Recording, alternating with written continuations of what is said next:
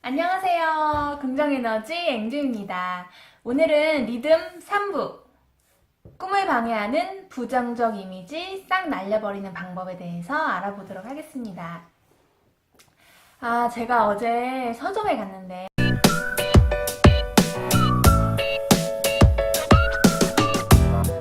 되게 재밌는 책을 발견했어요. 그래서 되게 신나서 막 읽고 있는데 막 조용하고 이러니까 또 갑자기 잠이 오는 거예요.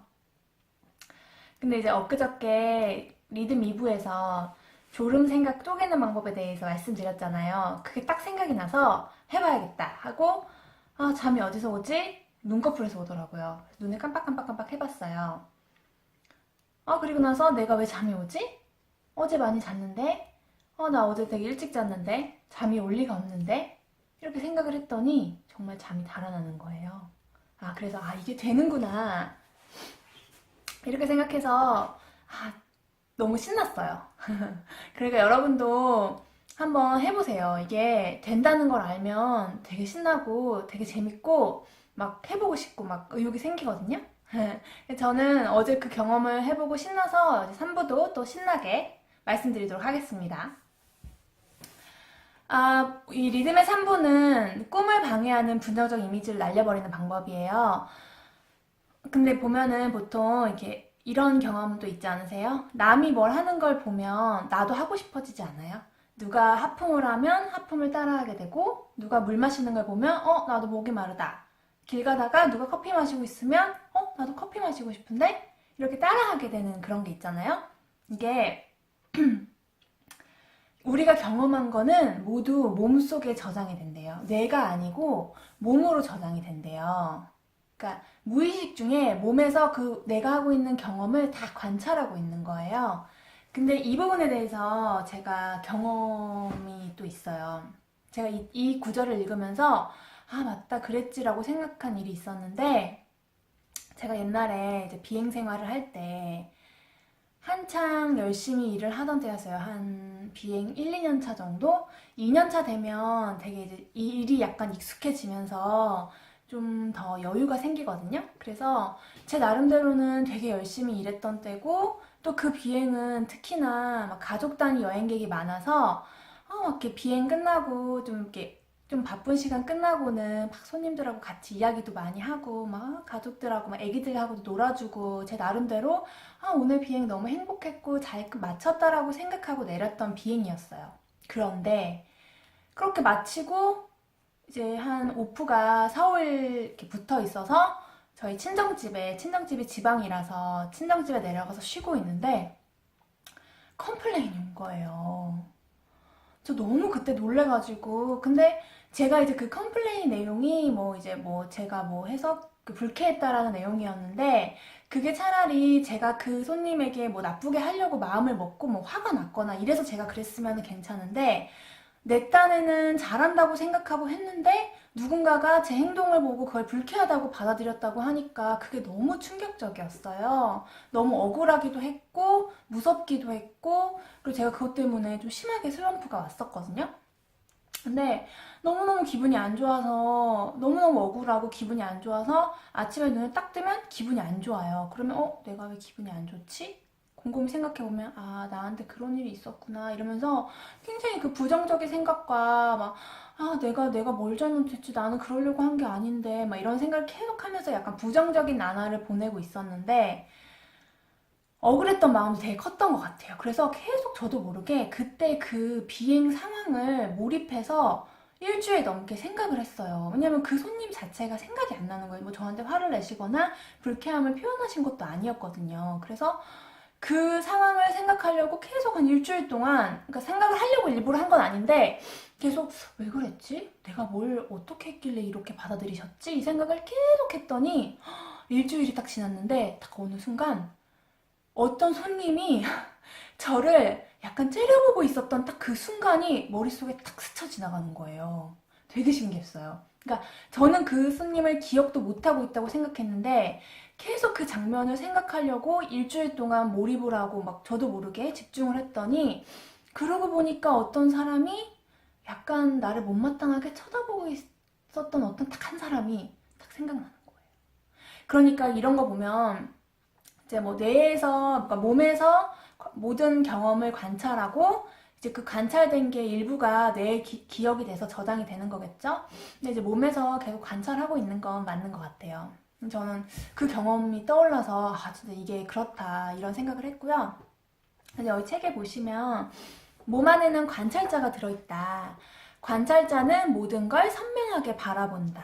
바라보는 대로 저장된다. 그리고 저장된 이미지가 현실을 끌어들인다.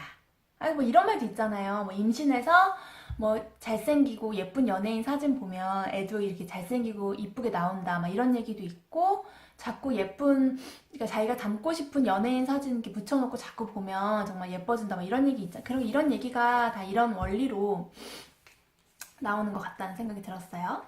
근데 이제 문제는 뭐냐면요. 계속 하염없이 그 이미지를 보기만 하면 안 된다는 거예요. 아, 모든 일이 그렇잖아요. 계속 그냥 뭔가를 해야 일어나지 아무것도 안 하면 아무것도 아니잖아요. 그래서 이 이미지를 어떻게 받아들이고 해석하느냐가 중요한데요. 여기 또 실화가 있어요. 참존의 김광석 회장님 실화인데요. 이분이 이제 약사인데 피부병 약을 개발을 하셔가지고 이제 이 피부병 약을 약국에서 파셨는데 자기 약국에서 파는 거는 괜찮은데 다른 사람 약국에서 허가 안 된 피부병 약을 파는 게 불법이었대요.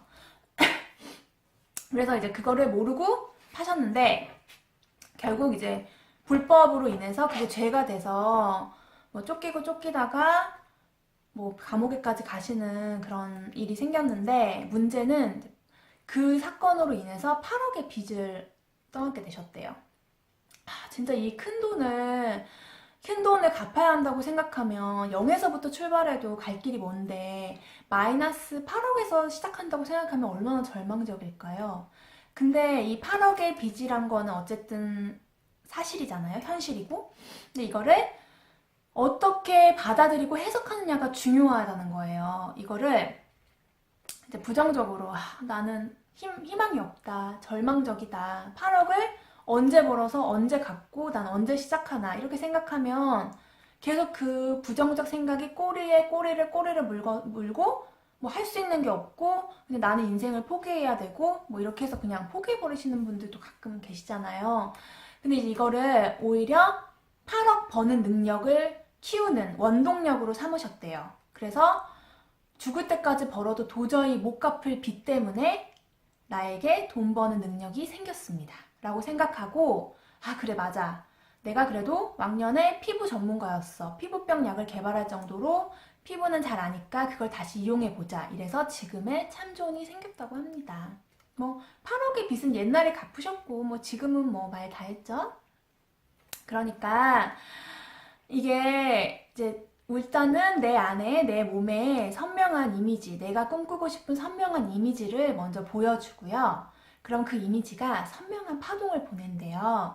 그 파동이 비슷한 주파수의 파동을 끌어들여서 거짓말 같은 현실을 창조해내는 원리라고 합니다.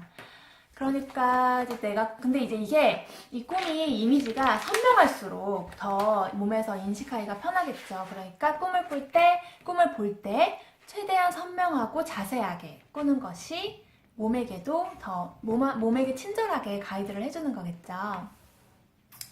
그러니까 이게 이 전 시간에도 이야기를 나눴는데요.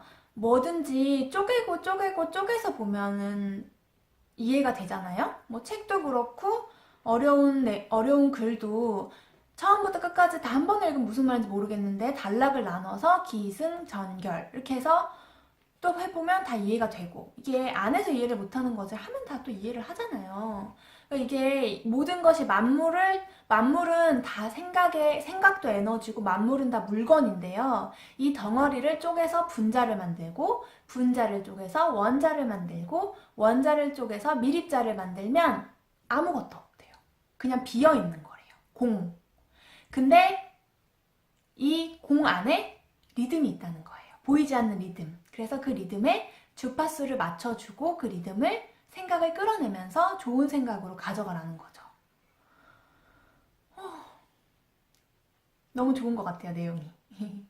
덩어리로 보면 덩어리로 고정돼 버리고 리듬으로 보면 내 뜻대로 리듬을 타고 움직인다. 근데 또 이게 아까 말씀드렸다시피 무조건 상상한다고 다 이루어지는 건 아니고요. 준비를 하면 이루어지고 준비를 하지 않으면 이루어지지 않아요. 그게 또 여기 굉장히 논리적으로 또 이유가 있어요. 내 안에 의심과 불안한 목소리가 거세게 일어나는데 그 부정적 이미지를 덮어버리기만 하면 반발한다. 이전에 첫 1부에서 남의 부정적인 생각을 싹 날려버리는 방법 공부했잖아요.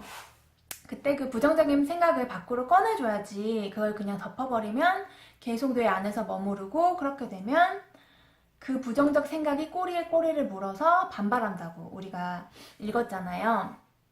근데 이제 뭔가를 사실 꿈이라는 게 우리가 꾸는 꿈이라는 게 현실 가능한 꿈도 있지만 사실 뭐 좀 약간 현실 불가능하고 말도 안 돼 보이는 꿈도 많이 꾸잖아요.